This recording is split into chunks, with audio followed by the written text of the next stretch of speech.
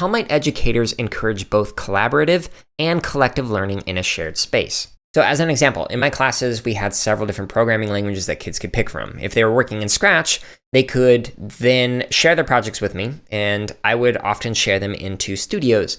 And those studios were accessible by anyone in grades 2nd all the way up through 8th grade. So an 8th grader could share something with in the studio that a 2nd grader could look at, and vice versa. In addition, in some of the other languages that I encouraged in the classes that I facilitated, I used online folders to kind of share code or creations that kids made in the classes that I worked with. This allowed kids to kind of learn from each other and experiment from each other and kind of made a closed circuit collective learning environment.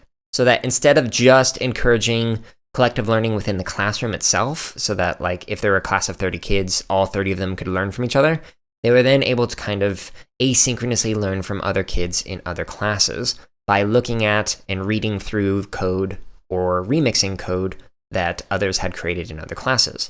And this was not just horizontal, so it wasn't like only 3rd graders could look at 3rd grader projects. It was anybody from 2nd grade up through 8th grade could look at any project from any of those grade levels. Which, by the way, when I would work with middle school kids in particular, and they were working on a project that I was like, I don't know if that's school appropriate or not, I'd just engage with the discussion with them like, hey, this project is likely going to be viewed by a 2nd grader. Do you think that this would be appropriate for them to look at that content or to engage with that content? So little quick tip there. Okay, so my next question is, how might we encourage collective learning that builds off of prior efforts? So in particular, one of the things that I loved thinking through with this idea of collective learning and just this, like asynchronous forms of learning and informal learning and whatnot is people are able to learn from others who may have been in that space years ago and have not participated since. So one of the things that I tried to do in a university class that I designed and facilitated was make it so that we all kind of created this wiki. And the idea was that every single semester we were going to keep adding to and building off of that wiki. A current class could go back multiple semesters or years and kind of build off of the work from prior classes to kind of collectively create this kind of a wiki. Now, unfortunately, I ended up not having enough time to teach that class for multiple semesters, so I only got to do it for one semester. So maybe it would have worked, maybe it wouldn't have. Not sure. On that note, though, a follow-up question that I have is, how might we find balance between reinventing what's already been done and breaking new ground? So with that wiki idea, the idea was to kind of create a shared collective understanding of the particular subject of that class. But much of what we were already discussing and engaging with was content that was already done. In particular, this was a history class. So what I was struggling with was that balance between a synthesis of understanding from the collective, the people in the class, with, okay, really we're just kind of rephrasing what has already been done. Like many of these questions, I don't really have a firm answer to this. It's just something that I recommend thinking through if you're going to consider doing this kind of learning. Another question that I have is, how might such a community encourage or account for continued participation? So building off the prior discussion, think about what happens if somebody graduates, or maybe they complete a course. How could they continue to contribute to this space?